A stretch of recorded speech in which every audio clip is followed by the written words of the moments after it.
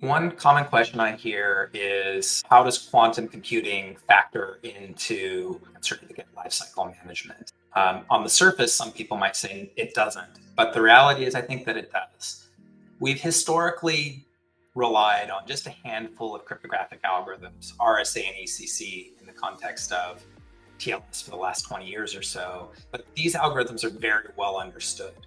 As we look at the post-quantum secure cryptographic algorithms that are being adopted, well, they all look really good on paper, and we've gotten much better at designing cryptographic algorithms over the last 20 years. We have much less history with them, which means that even though we choose a post-quantum secure algorithm today, it might not be considered secure 5 years from now. We don't know, which means that we may need to be able to respond to new cryptanalysis in a way that we really haven't had to worry about with TLS for a long time.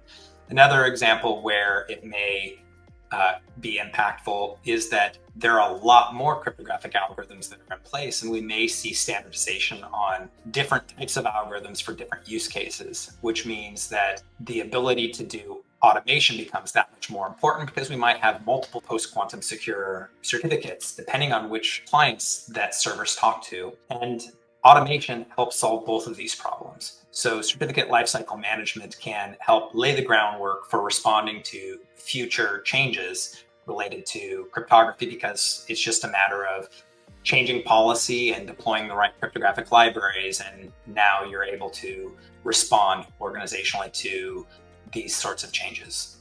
Reality is, history has shown us that we're as little as 24 hours away from a security incident that might require us to replace all of our certificates, whether that is looking back at the April 2014 Heartbleed incident or the semantic distrust in 2018. Long-lived certificates have obviously become a problem for us to be able to respond to security incidents as they take place, and automation is key to helping us prepare for those incidents. The question of where to start rolling out automation is always a hard one to give a one-size-fits-all answer to.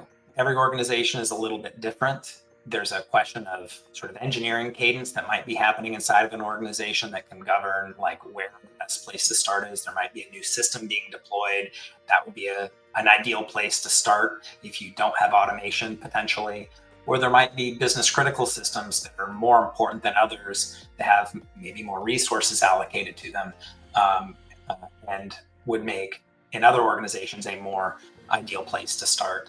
The most important thing is you understand where you are using certificates so you can make informed decisions about where you spend your time first.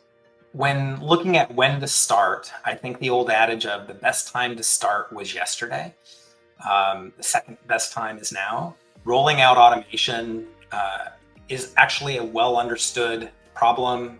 I don't expect organizations to have substantial technical challenges making this happen. This is something that's been going on for a long time, at least since 2010. People know how to do it. The technology has evolved substantially. The larger issue is the organization challenges and budget planning and prioritization within an organization. That really does vary a lot organization to organization. And there's always a long pole of systems, sometimes just a few, sometimes many, where automation can be a little harder than it is with others. And so it's very dependent upon the maturity of the organization. As such, I always tell people now is the best time to start.